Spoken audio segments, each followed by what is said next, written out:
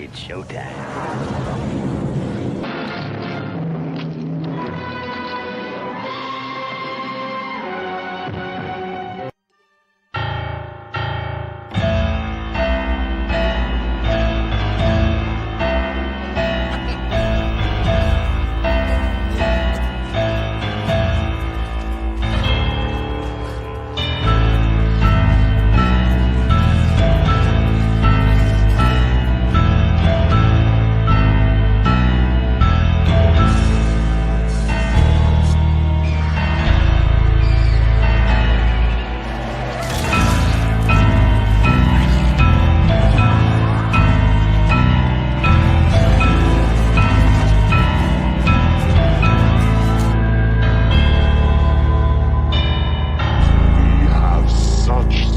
To show you.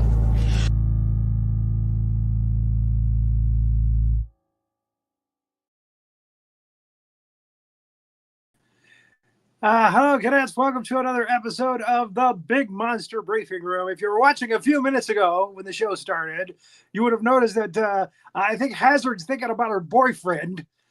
We had the wrong. Here's the thing. I'm not going to apologize for nothing. My boyfriend just did an amazing show about this. He did an amazing job.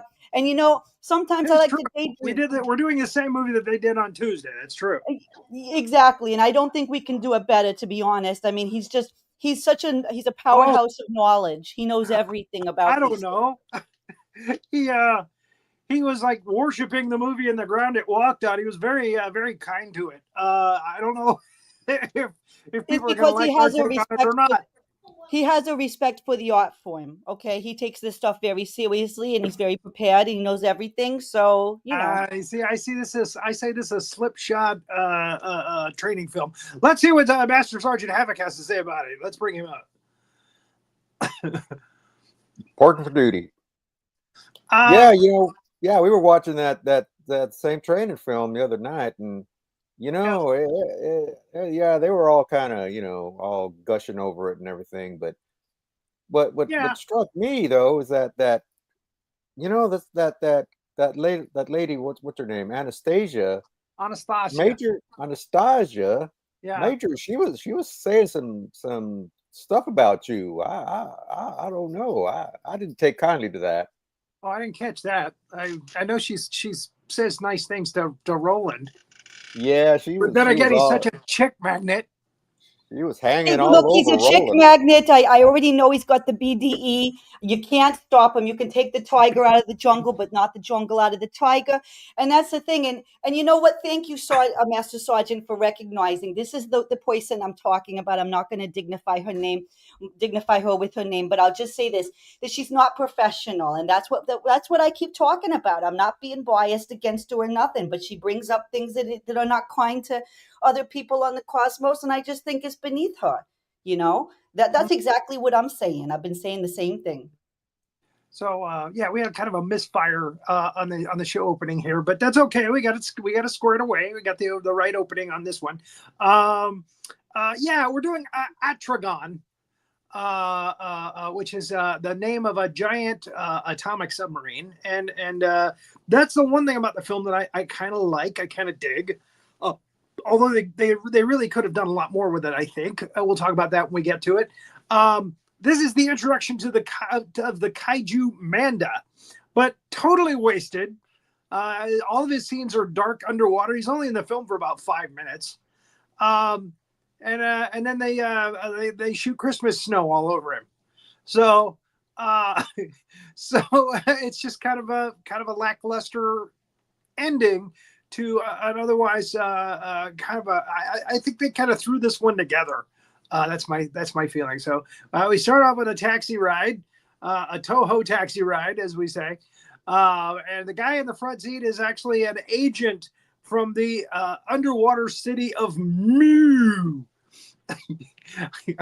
So evidently they worship cows down there too. Founded by the cow civilization. Yep. Commander Cow. Commander Cow. Yep. Too many cows could breathe underwater. So taxi driver is going to take him all the way to Mu. That's going to be a hefty price on the meter. And of course, they got to drive underwater a lot of the way, which is not convenient for the passenger. But anyway, Nope. we see a couple of guys who do photography, and one of them's dressed up like a bad guy because they're doing, a model shoot for some kind of, magazine that, has scantily clad girls and bad guys. So there she is in her leopard skin bikini. Not bad, actually. That she's sneezing because it's cold, and she wants to quickly take the pictures. And they're like, yeah, yes, I'll hold them. Look out of the water. Yeah, there you go. Oh yeah, point those out that direction. So as they're doing this, a creepy looking silver frogman shows up, and she sees it, and she points at it, and they're like, what are you talking about? And they look over there, and they see the frogman guy, and they click the flash on the camera, and the frogman dives back in the water. Evidently doesn't like bright sunlight or lights. Bright light. he's a mogwai. There you go. And then they go again with the hey, will you focus on the camera? Come on. That's the voice that guy has. He's in King Kong. I'm sorry, not King Kong Escapes. King Kong versus Godzilla. Both of them are, and I guess they use the same actors for these a lot of times for the voiceovers. Yep. Hey, my corn's hurt. That's the other movie. So then they're flashing the guy, and and I mean that in the nicest of terms, and he falls back into the ocean. Hey, put that back in your pants. So here's the taxi cab coming in at 60 miles an hour on this little back dock to the pier, and he zooms right past them, almost running over their camera. Probably would have been better for him if he did. That car goes right off the edge and into the ocean. Bloop. It's frogmen, them silver frogmen. They always remind me of. They look like something out of Johnny Quest or something. I remember that episode with the laser on the dead ship. Yeah. There you go. Yeah. Johnny Quest was way ahead of its time. My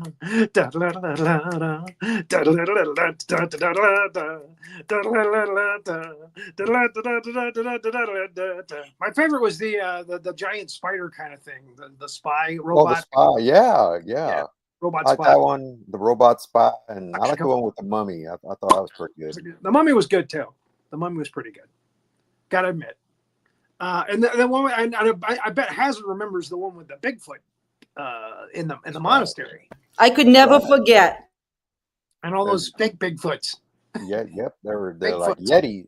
They're Yetis. The fake foot Yetis, yes. Yeah. The fake foot Yetis. And the real Yeti shows up at the end and just clobbers them all. That's right. See, you don't make fun of the Yeti. They're very prideful creatures. Try to infringe on my territory, will you? They're very proud and majestic creatures. There you go. Territorial, I think is the word we're looking for. They're territorial. There you go. Stay out of my monastery, you crooks. So there again. I made this timeline, and I realized when Roland was trying to get through this part of it that I put a lot of slides in on this thing that I probably didn't need to. Probably because of the girl in the bikini. But anyway. Hey, ain't nothing wrong with a girl in a bikini. In a leopard skin bikini. Not at all. Exactly. This is around the time that the James Bond movies were coming out. So, yep. Yeah. This is 1963. Dr. No and From Russia Love's already out. So, yeah, they were all trying to do that. And there it is in Japanese. Atragon.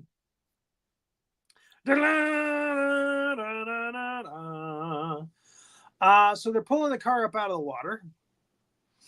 And another little taxi driver shows up there, and he's like, "Yeah, I saw it all. I was right there on the dock, and we didn't see him in the previous scene at all. There he is, little guy in the white hat.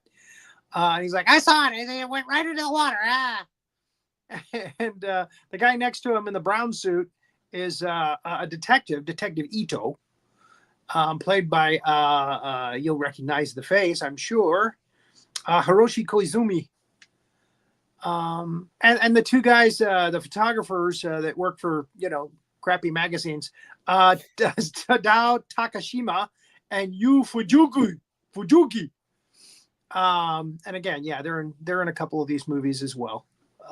But the little guy, the taxi driver, is Ikio Sawamura, and he's got a little bit part in just about every one of these movies. Somewhere you can find him. He's in Godzilla versus Mothra versus Godzilla as the priest on the beach that's giving them the okay to go out and get the giant egg.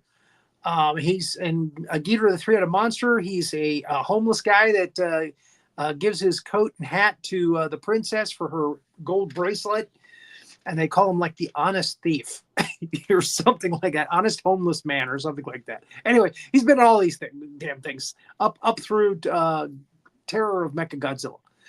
So we see on a boat there next to the dock a very important girl. She's played by Yoko Fujiyama. What we don't know is that she is the daughter of Captain Hachiro Jinguji. And he's a captain that disappeared at the end of World War II. And there's rumors that he has created a secret weapon for Japan, and he's hiding out somewhere. So there are a couple of guys kind of keeping an eye on her. And I mean, who wouldn't? She's a hot tomato. So she gets in a car, and the guy, the photographer, Susumu is his name. He decides to get a picture of her because, hey, maybe she's a good model for our magazines, our crummy magazines. She's a little bit higher class than that, but in any case, he gets a picture, and this guy is watching him very closely. Turns out that's a friend of her father's. Oh, yep. We don't know that until later on, but yeah. And he is played by another actor that's in a lot of these. Give me 1 second. Yeah, that photographer. They're thinking, I wonder if she looks good in a leopard skin bikini. Or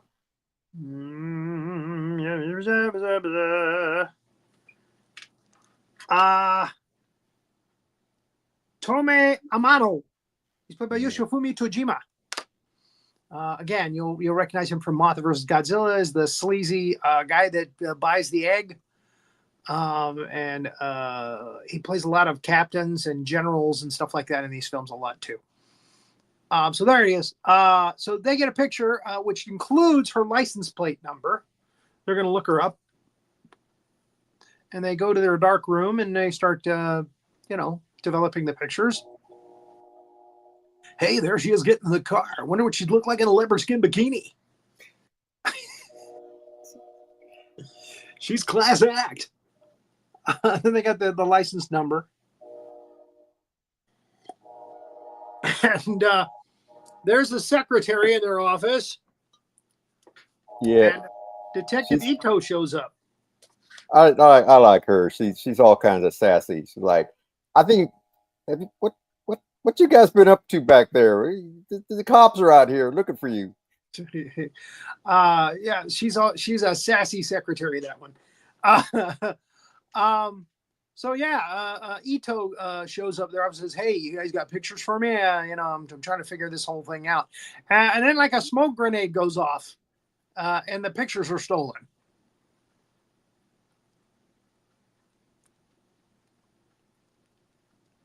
Yep.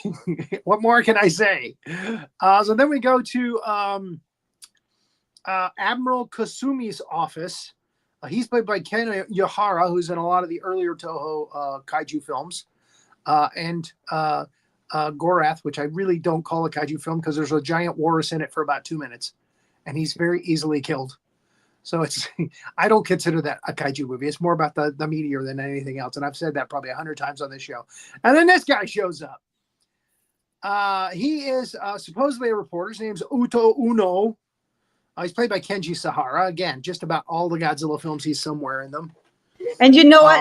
I got some pictures of some other incarnations of this guy. Like, of course, he was Jim Jones in Another Lifestyle. He was Roy Orbison. He was He was Roy Orbison. He was Che Guevara. So each one of these guys is like the same guy. It's just a different incarnation, really. They just wear the same glasses. Come on. But he's got the Che I Guevara did like hat. the Che Guevara one, He's though. got the hat. You know what I mean? He's got the whole thing going on. They all like Ray-Bans. Come on. And Everybody he's likes got a that- Ray-Ban. Everybody likes a Ray-Ban. and he's got the Lincoln beard going on there, the little chin beard. You know, that's always sexy. You got me on that one. That made me laugh. But I do feel like he's about two ticks away from doing a Kool-Aid party. I'm just saying, when I sees this guy, give me some of those cult vibes, you know. 2 ticks away. Drinking the Kool-Aid.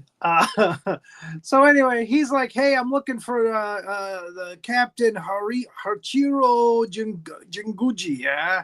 And, they say he had he's disappeared with a submarine at the end of World War II. And he's like, well, we know nothing about it. Get out. And then we find out that that's his daughter. And that people are keeping an eye on him because she's his daughter. And they think that she is the key to making him come out of hiding. So anyway, they have to go somewhere else. And they get into a taxi cab, and the taxi cab driver is none other than the Mu Agent taxi cab driver, Mu Agent number 23. And our two sleazy photographers, they're following because, hey, she's a hot chick. We got to keep a hold of her. And the other guy is looking at him going, hey, why did she get in with a cab with a Mu Agent? That's not cool. So they go to the beach, and the Mu Agent gets into a fight with the two photographers, makes a monkey wrench go hot red, and they're fighting on the beach. And again, you're wondering, why doesn't he just make the guy that's fighting him turn hot red? But he doesn't do that. So I think they pointed that out on the other show too. So the admiral, being the stealthy guy that he is, grabs the gun off the beach. Yeah, he's Doesn't he's even check military. the barrel to see if it's plugged with sand. And he, I'm sorry, go ahead. No, I was just gonna say, well, it's instinct. He's a military guy, so yeah, he's gonna pick up that gun. But yeah, he should have checked the barrel, make sure, We see an ominous submarine out in the water, and the Mu Agent just says, you know what? I'll come back for you. And he just dives into the ocean. So they go back to the Ministry of Defense. I think that's the Ministry of Defense. And they talk about, the whole situation, and a package shows up for Detective Ito, I think. Might have been for the Admiral, I'm not sure. But anyway, the text is like, hey, let's take a look at that. Yeah, it's for the Admiral. It's addressed to the Admiral. It's addressed to the Admiral, yeah. Yep, yes, sir. So they open it. It's like it could be a bomb, could be something bad, but they're shaking it. they open it. And, now this could be a bomb, so just stand in the corner there. As technically advanced as this civilization of Mu is, you think they'd do better than Super 8, but there it is. Super 8 film explaining all. And they've got all kinds of crazy technology that they're showing off, which is not smart. Show the enemy what you have. Mm-hmm. Show it all. Oh, make a note of that. That's their atomic pile right there. Make a note of that. Oh, that's one of their submarines. Okay, get a picture of that. I want you to study it from stem to stern. So already these guys are not batting 100. They're giving away all their secrets. So, well, that's what happens when you're founded by cows. Yes. So we finally see the Mu civilization as they start a party. Let's get this party started.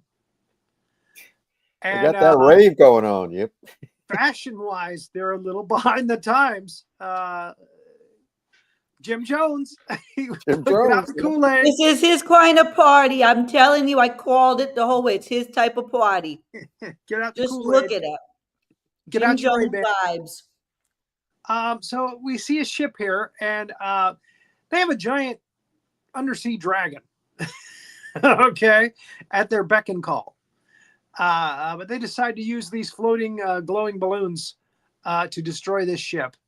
because they are emanating a huge amount of heat. They're all about the heat, way down at the bottom of the cold ocean. So yeah, it blows up the ship. You see what we can do? We'll do that to all of you too. And the headlines hit the paper the next day, and the military is all about ruffling their feathers and rattling their sabers, and you know.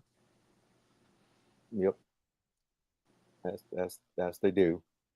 That's what happens when you destroy a cargo ship. Damn it! Right. Yep.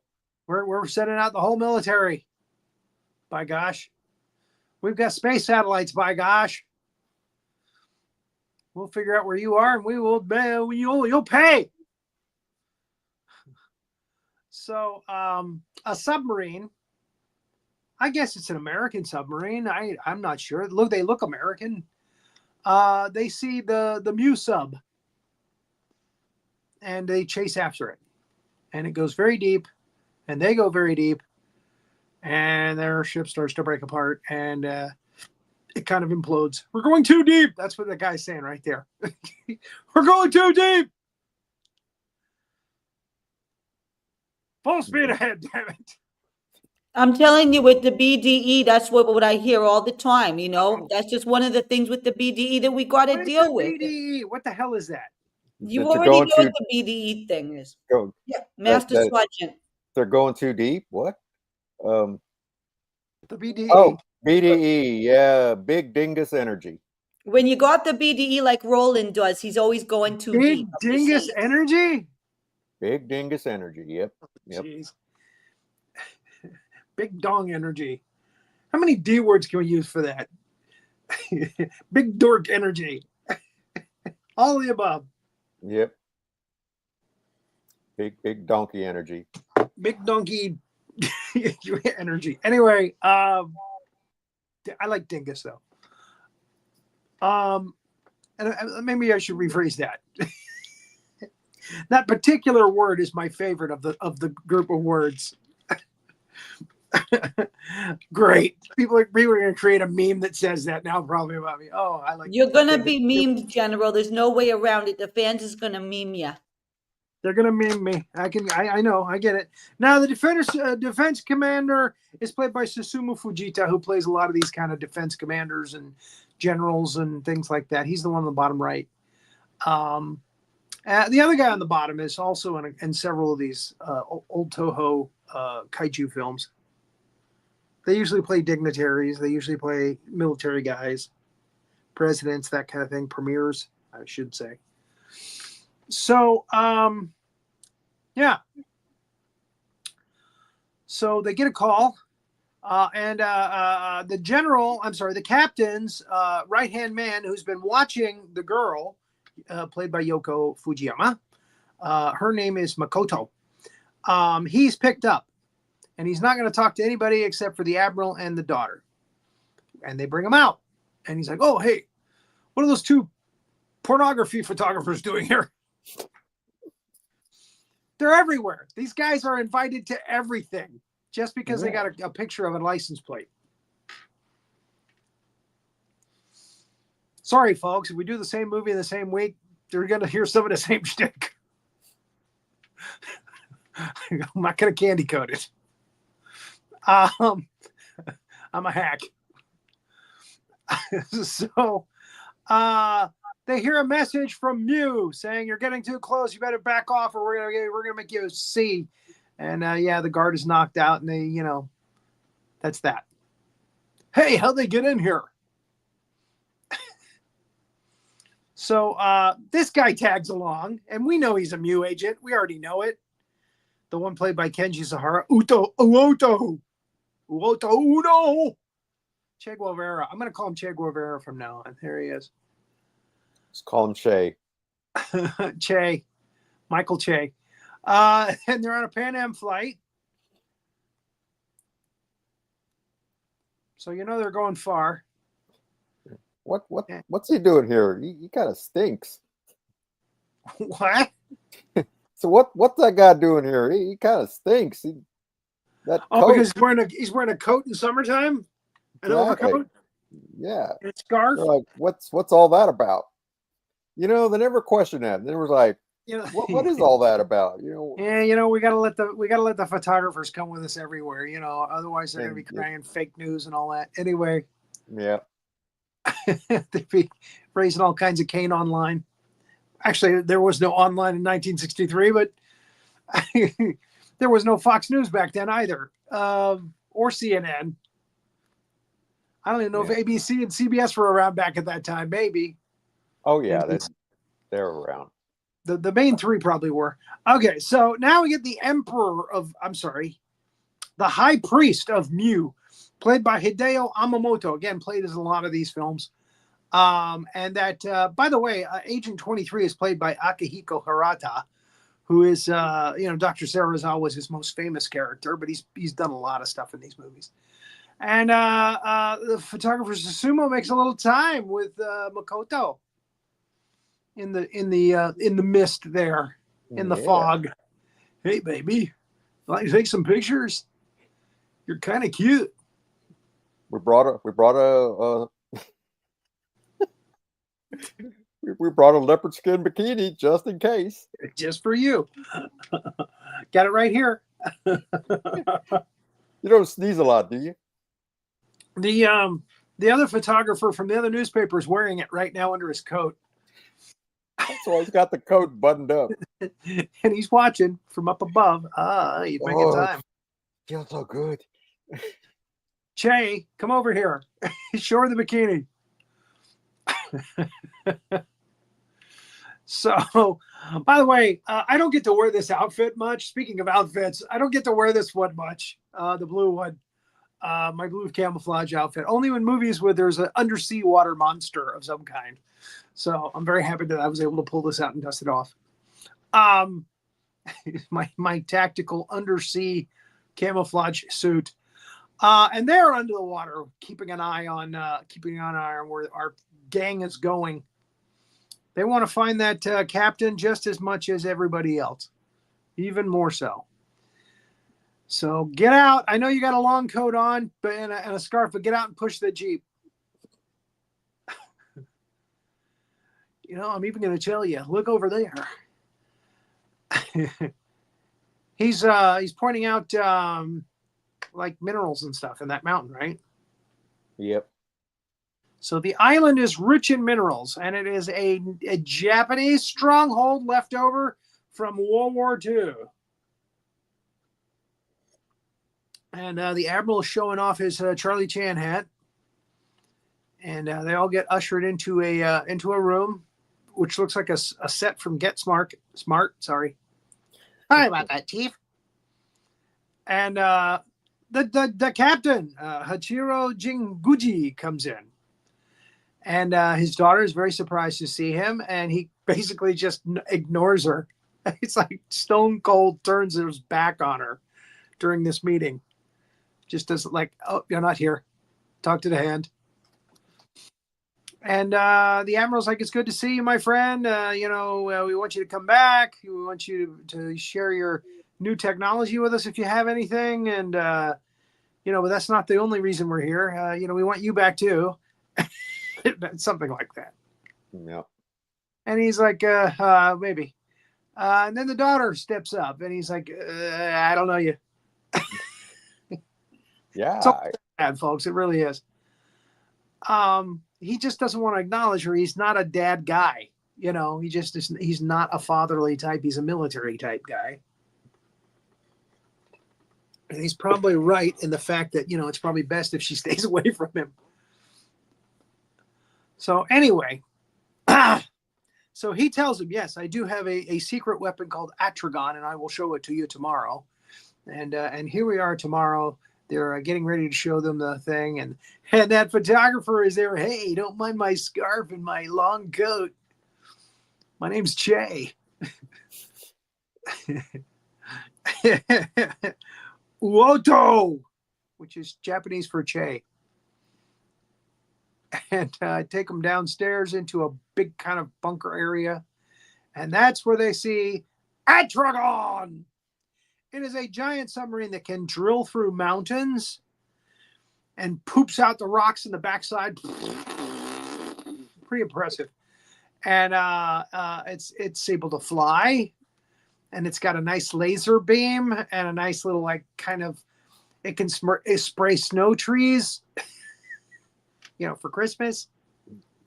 See, it's like Got to be careful of that flocking. That flocking is not healthy for you. Don't play that shit in. It's like a Swiss Army knife submarine. It's a Swiss Army knife submarine, full of flocking. Full of flocking. Full of flocking. It's a flocking submarine. It's a flocking flying submarine. I cracked myself up. All right, so they're like, "Want to see it go?" And they start her up, and take off. Take off, you hoser. Yep. It's just flying off. And they're impressed. They're on the beach. Hey, it's a flying sub. Yeah. They won't do that for a couple of years yet with the Voyage to the Bottom of the Sea. I got to give it to this. I mean, it's the first in many instances. This movie is a first, but the stuff became so commonplace in the 60s that you're like, okay. They were the first, but it's been done better. So the captain says, okay, now you've seen it, you can go home. It's not yours, it's mine. I'm not going to share it with you. It's not for you. And then the daughter goes out to the beach to see her dad. Dad, won't you even talk to me? No. And she's so disappointed. I hate you. And that's when the photographer comes out because he's trying to make points. Hey, she's your daughter. Come on. And he's like, leave me alone. I don't want to talk to you. Is that a leopard bikini in your butt under your suit? So she goes to back to where their quarters are, and she's met by Che Uoto, who zaps her. He's able to evidently zap you on close contact. And he has to zap Susumu too. He zaps him and puts him in the back of the car, Jeep. Che's Jeep. And then a bomb goes off, covering the Atragon with all kinds of debris and stuff. And I guess he thinks that it's destroyed Atragon, but no, not a scratch on it. Looks showroom new. But they got to dig out everything. They got to be able to get inside it to run it. So that's going to take a couple hours. So meanwhile, they're like, "Hey, did you hear a bomb?" And then Jay goes by on his Jeep. Hey, I bet that guy started the bomb, that news reporter guy. Can't trust him. And they shoot after him. Luckily, they don't hit the two people in the back seat. And then we go back to Mew. Mew! Weren't they doing that on the Tuesday show? They were like the Knights of Knee. They were going, Mew, Mew, Mew, Mew, Mew. I kind of like that. Yep. And we finally get the Empress of Mew, and she's like 16. If she's a day. But hell, men have followed younger, I guess, to prison. But she looks good in a leopard skin bikini. Yeah, Tetsuko, shame on you, boy. Tetsuko Kobayashi. They dress her up in pearls and, a nice red wig and everything. And it's she's the Japanese cosplay is impressive, but she's 16. Yeah, she's a day. And I think it was Linda Miller from King Kong Escape. She was like 19 when they had her in the movie. Yeah. So, they just they like these youngins in these training films. Look at that. Look at her. Yep. Yeah. They've got a lot of makeup on me, but I'm 16, damn it. And I killed my parents. Now I'm the Empress of Mew. That's right. And I'm your high priest. Lecherous old guy. I know what's going on there. Mm-hmm. And look at all the old sassy broads around her. She's got like 4 sassy broads on each corner. Yeah. All her attendants there or whatever I guess they are. her ladies in waiting. Ladies, You're gonna be waiting a long time because I'm 16 and you guys are about 70. So anyway, Agent 23 and Shay take our lovely couple to the dungeon area, and that's where they meet a couple of scientists that were kidnapped. And they're trying to get and that's why they're technologically advanced, is because they keep kidnapping all these scientists and making them, give up their secrets. But the one big weapon that they have is Manda, which is a giant sea snake kind of thing with little tiny arms. Little arms. And so we get our first look at Manda here. That's how he sounds. And they look I don't know why water. I guess it's like an aquarium window. Because they open up this big, window, and I'm like, why isn't there water coming into here? Why isn't water just gushing in, pouring in? I guess it's a window. Yep. But it's a thin window because you can hear Manda in the scene. So they're still digging out Atragon,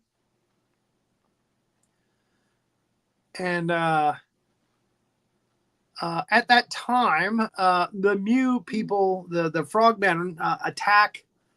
I don't know. They just kind of show up on the top of a mountain. You can see them. And then like these little flying saucer things fly by and destroy a ship on a pier close by. And that's it. That's the whole attack. And then I guess they just disappear. Yeah, we're Mew. Later. Okay, well, did you even have to climb up to the top of a mountain, all you guys? You could have just sent those laser things or those flying saucer things, without your, rooting them on. Hey, flying saucer thing. Yeah, zap the ship. Yeah, let's go home. So that was kind of weird. Yep. What the hell is that? Oh, they're looking at the sub. Oh, the submarine? Yeah, the other Okay. sub, the one that got stolen. I see the red wig, so I know the Empress is there. But okay, yeah, so they're just reveling over their new submarine, I guess. And I guess the two guys that were kidnapped helped create that submarine and its technology. That's my guess. Yeah. Well, see, here's what I don't understand. Okay, so they got the Japanese submarine, right? That the captain had commanded at first, but we don't know what happened to his crew and how he got to the island. Now the Mew people, they got their own submarine, so it's just kind of like hanging out there, like oh well, we got this other sub, but hey, we got our own sub. I don't know. It don't make no sense. I guess they wanted to know for sure that the other submarine by Captain Jinguji wasn't more powerful than their submarine. I guess. Oh yeah. It's anti-warfare. Oh, they've got a submarine. Oh, we better check that out. See if make sure it's not a danger to us.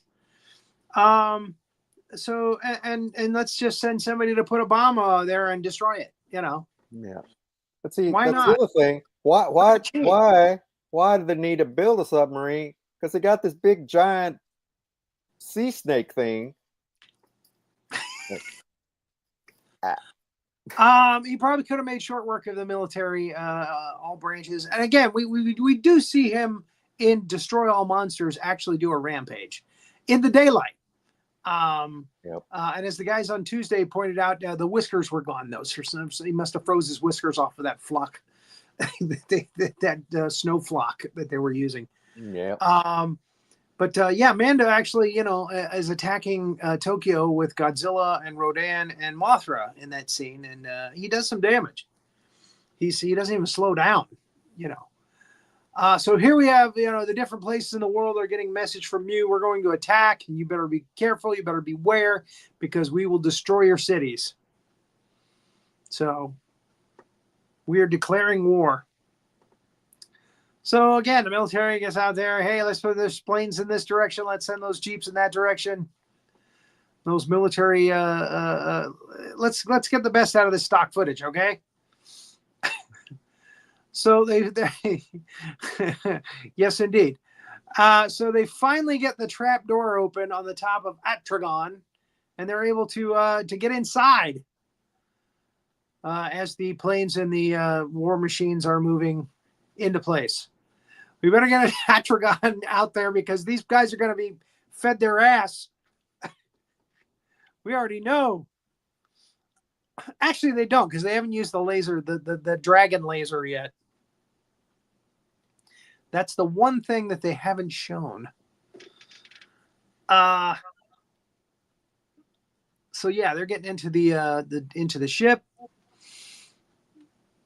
and they pilot it out of there. They barrel right through the front door because the front door is trapped shut as well. They have to barrel through it. They go right into the water and then raise up out of it like a Harrier jet. And they even brought Detective Ito on board with them because, you know, they're going to have to arrest these Mew people who need to be held accountable. That's right. Oh, what's going on here, eh? What's going on here? What's all this then, eh? What's all this about then, right? It's our favorite. What's all this about? So there we go. The flying submarine. Now, this actually started kind of a thing in Japan. I mean, they've got these flying submarine things, these animes, and they used it in the Godzilla Final Wars, and they've got several of them, actually, from different countries. So flying submarine is supposed to be the way that we go in the future, but we still haven't seen one yet. We haven't seen a Harrier jet sub yet. It would be easy enough to make, right? They do Harrier jets. Yeah. Just up the amount of engines, you know, to take it out. But I guess it would be just as easy a target in the air as it would be in the ocean. I don't know. So anyway, a lot of military bigwigs go to, I want to say Hokkaido because that shows up in a lot of these films. But there's a city that they threaten to destroy.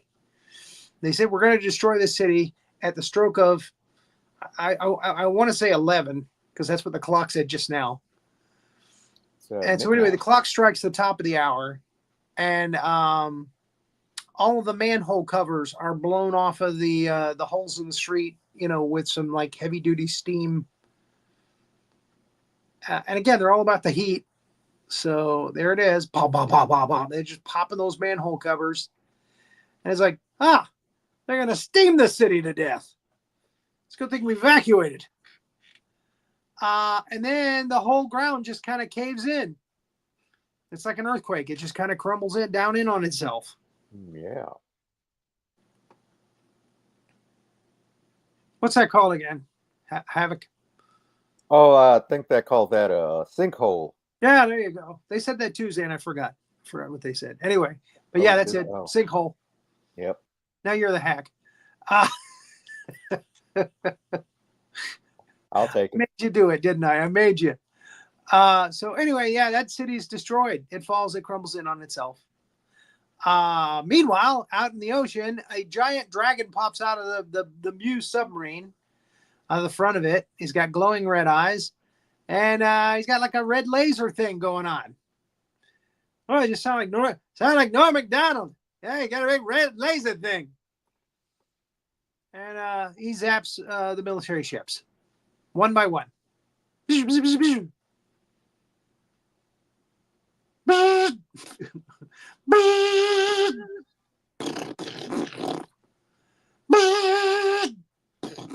I think I actually used 2 slides there and I made the beam kind of connect. I like to do that sometimes. Get creative. That's very clever. Yep. That way we get the widescreen version with the black bars at the top and bottom. So there it is. No chance that these guys are ever gonna. I kind of wondered how they didn't really get off a shot. That's like, why didn't you shoot first? You saw it coming. Well, I was looking at them ships, and they look like cargo ships. They don't look like military ships. So I don't know if those were battleships or not. That might explain it. Damn, they're hurting our cargo trade. Damn tariffs. The high priest is on the sub going, yes, destroy the cargo ships. No cargo going to Japan.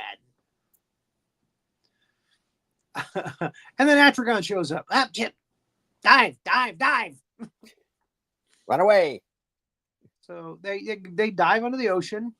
Now, here is when the Empress shows up to taunt our prisoners. You know, I know I'm 16 and I'm a young girl and everything, but I have these 4 old ladies around me, and we just want to come here and say nanny boo boo. That's what we're saying. We're destroying your cargo ships, and there's going to be more of that where that came from. Now, what she doesn't know is that the 2 scientists have actually stolen some weapons and smuggled them back to the cell there. So now the tables are turned. Hey, we're going to hold these weapons on you. We're going to make you put on a bikini. And we're going to take pictures. Blast it. Drag you. Blast you. Dread it. Exactly. Stop it or I'll pull off your pearls, damn it. So they make her get past the guards. The guards are pretty stupid. Like, hey, what are you doing with all those prisoners? Never mind, open the door. And then they're going to get into frog suits and try to escape, even though Manda is probably right outside the door going to eat them. So she goes, I hope you die. I hope Manda will eat you. And they're like, well, take off your clothes. You're going to put on a wetsuit too. And they make her take her clothes off, like most photographers do. Mm-hmm. And there she is, shoulders exposed. By gosh, she's only 16. Shame on you. And Manda gets all excited. Hey, Empress is naked. And the sub's coming. And the other sub's coming. Manda doesn't recognize that there's another sub coming, I think. But I don't know. So anyway, they're in their frog suits. They open up the thing, and sure enough, yeah, Manda has not gone too far. He's close enough to where he goes, hey, ciao. So he's there. So the captain says, well, hey, open up the loading dock underneath the sub, and we'll rescue them. We'll let them come in. Flash some lights at them. They'll know where to go. And they hesitate at first, and then they shoot some black ink into the water. One of the other gadgets that Atragon has. Now, you have to remember, again, that James Bond Goldfinger with the Aston Martin with all the gadgets and stuff didn't happen until a year after this. Mm-hmm. So a flying submarine with all kinds of gadgets, that's kind of cool in 1963. Yeah. So they did it first. I gotta give them credit for that. Now, there we go with Manda. Now, Manda's kind of like a puppet. And it's kind of obvious. I mean, it's not Reptilicus obvious, but it's I don't know what year Reptilicus came out. I think it was probably the year or two before this. And they, Subaru said, you know what? I could save a lot of money if I just did this. But Tuesday they made me laugh because Roland said he kind of reminds him of the dragon from Kukla, Fran and Ollie. Yeah. Pretty apropos. I thought it was a pretty good joke. He does. He looks. Now, one thing that they didn't do first was what's coming up, and that is when Manda attacks the ship and wraps himself around the ship, Atragon. He doesn't wrap himself around his own ship. He knows the difference. And they zap him with the laser that looks like him. But they did the electric hull thing from 20,000 Leagues Under the Sea. So they did take that idea. Oh, yeah. So, but Jules Verne was real big in the movies around this time. So, oh no, I'm sorry. That happens a little later. I forgot. They go up above the ocean for some reason. Then they come back down again. Again, I'm not quite sure exactly why they go above the ocean and then come back down again. I'm not sure why that is, but finally, daughter and father have a hug. You saved me. Oh, well, I was trying to save the scientist, but yeah, you were there, too. And what have we here? All right, what have we here? The Empress. She took her clothes off, but evidently she packed them inside her wetsuit somewhere. Or maybe she took her clothes off, realized they were taking pictures, and put her clothes back on, and said, you know what, I'm going to put the wetsuit on over it. And she still got her pearls. And she's very feisty. You mean old man in your mean old flying submarine, we're going to show you. Oh, yeah? Hold my beer. Mean old man. So they dive down under the water again. And Manda will destroy you. Oh, really? All right. Hang on. Electric hull. So, yeah, they zap his little fingers. Ow! Oh, my little fingers. Yeah. Or look at his face. It's like, ah. So that hurt. He cows down on a mountainside. Moo, moo. You see what I did there? And they say, okay, get the flocking ready. Load up the flocking. It's Christmas time. And they spray him with flocking. And he's like, hey, no, cut that out. Oh, damn you. And they freeze him. Yeah, well, I figure all that electricity probably knocked the fight out of him. Yeah. That's why I didn't do nothing. Yep. He stunned him. Yep. They tased him. You just wait a minute. I'm going to come back. So then they barrel into the side of the underwater mountain there and right into the Mu Empire. Now, here's the other thing. No water is coming in from this hole that they made. So that's a real tight squeeze there as they come in. And their guys run out. They send a team out. And it's just a few guys, just a squad, really. He's like, oh, yeah? Watch what these guys do to your people and your high technology that you stole from us. And she's very pouty there. And so, yeah, they use the flocking and they turn all these guys into Christmas trees. Ting, ting, ting, ting, ting, ting, ting, ting, ting, ting, ting. And they go, no, not the flocking. They spew all over these guys. What the flock is going on here? What the flock? You get all sticky with the flock. Yep. And then just for good measure, they attach some bombs to their atomic pile. Their atomic weaponry there. Whatever. Like technology. And off they go.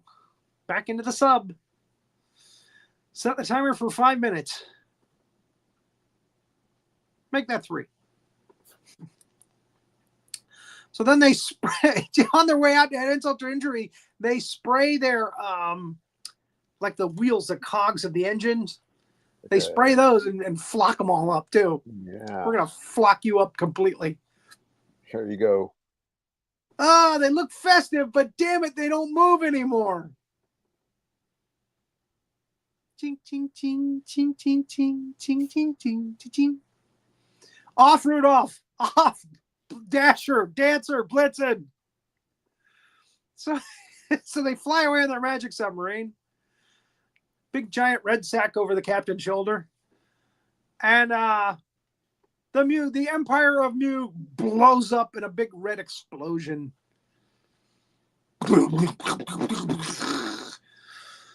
Get the flock out of here. And they show an explosion from the inside, and then they show another one from the outside, how it's the red, dangerous red cloud is spreading. Mm-hmm. Aren't you guys a little close? Better back up. And evidently they know exactly their perimeters. They did. So they freeze the sub, so the sub doesn't zap them. And the Empress is pretty defeated. She's looking pretty defeated there. Okay, all right. So maybe I shouldn't have been so testy. And the sub tries to shoot at Atragon, but it's stealthy, by gosh. and it's maneuverable in air. Ha! Take this, you flockers. Freezes it. I think I showed those out of order. Anyway. And I'm guessing the high priest of Mu is still aboard. I would like to have seen him get all flocked up, but anyway. Right? That's on the cutting room floor. He has a wonderful death scene in King Kong Escapes, though, as Doctor Who, where he gets squashed by his own console as Kong is destroying his ship trying to escape. All right, so she runs for the door. She's going to go dive into the water and join her people. And they stop her, and the general's like, no. Captain says, no, let her go. And they let her go. And she runs off down to the... She makes it off the ship very quickly. She gets downstairs and gets out there very quickly and runs down the deck there and bloop, off the side of the ship. In a gown like that. In a gown like that, mind you. Look at the trail on that thing. I'm not thinking she's going to be swimming very far. She thinks she's going to be closer to Mu, but I think she's going to drown a little closer to the sub. That's me. Yep. So now they were in the air a minute ago. So I was like, oh damn, I forgot I was in the air. It's like, look before you leap, babe.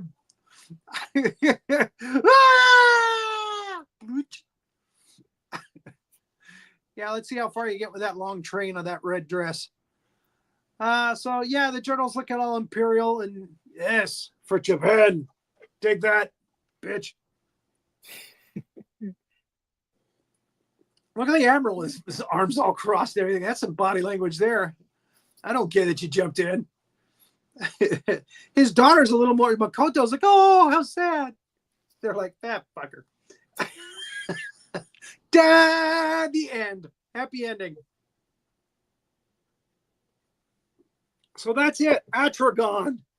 As Japanese Toho films go, very low on most people's list. There's no Godzilla. There's no Nordan. No Mothra. And about 5 minutes of Manda. Yeah.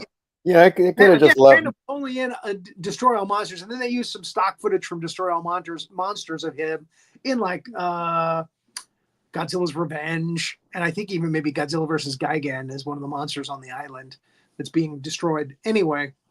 Yeah. So yeah, I mean, he's in like 4 or 5 of the films, but this was his intro, and you can barely see him. Yeah. And he's a puppet. But again, I liked him in Destroy All Monsters. I liked his little rampage in that. That was cool. So, but yeah, this pales in comparison. Yeah, cool sub. Some strange items like the flocking thing. Why not just a flamethrower? Yeah. Right. You know me, I love my flamethrowers. Some kind of laser beam or something, but I've had a couple of wing guns that pop out the side. Come on. Yeah. Get a little more creative here. It's a sub. It shouldn't be shooting torpedoes or something. Yeah, imagine the kind of torpedoes that thing would have in it. But not a one Nope. that I know of that I can remember. No, we'll just barrel through the mountain with our nose cone thing. Yep. And you flocking. and fart out the rocks in the back. That's all we'll do. All right, so there it is. Next week on the show, we're gonna have let's go ahead and get rolling props here. Mothra versus Godzilla, which is one of the favorites, going from one of the worst films in Toho series to one of the top 5, I think, most of the fans, and that's Mothra versus Godzilla, 1964. This was after the success of King Kong versus Godzilla. They decided, let's do another monster mashup. We put 2 monsters together and fight, and let's do Mothra. And in America, they call it Godzilla versus the Thing because in America they feel like I do, which is a giant moth, is going to fight Godzilla. And he's going to last more than 30 seconds? I don't think so. So they call it Godzilla versus the Thing. What is the Thing? And they got people to come out, and it was Mothra. But actually, it's a damn good movie. A lot of Godzilla action in it. It's a damn fine movie. So that's next Tuesday. And then we're going to do Chompy and the Girls on this show. It was time for another stinker.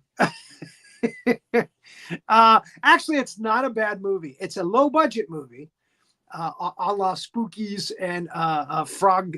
What's his name? Hell Goes to Frogtown. It's very low budget, but actually, it's pretty well written. It's got some pretty interesting characters in it, and a really weird guy that opens his mouth up and eats little girls. So tune in for that one, folks. Next week on Monday, was it two guys and a gal? Sometimes two gals and a guy talking movies. What are they talking about? Geez. Oh, I think they're going to talk about that Jack Nicholson fella. Oh, Nicholson. All right, great. Jack Nicholson. Hey, folks, Jack Nicholson. He likes the Ray-Bans too. Yeah, so, he does. Yeah. Okay. And Jim Jones. And basketball. Hey, I should have played Jim Jones in the TV movie. They couldn't afford me. So anyway, they'll be talking about Jack Nicholson next Monday on that show. So that's definitely when you want to tune in for. That should be a lot of fun. And that's it. Keep an eye out for those big monsters. This here's Master Sergeant Havoc. Thank you for watching this episode of the Big Monster Briefing Room. Now, why don't you go ahead and give us a like and subscribe to our channel and ring that notification bell next time a big old giant monster comes calling. See y'all later.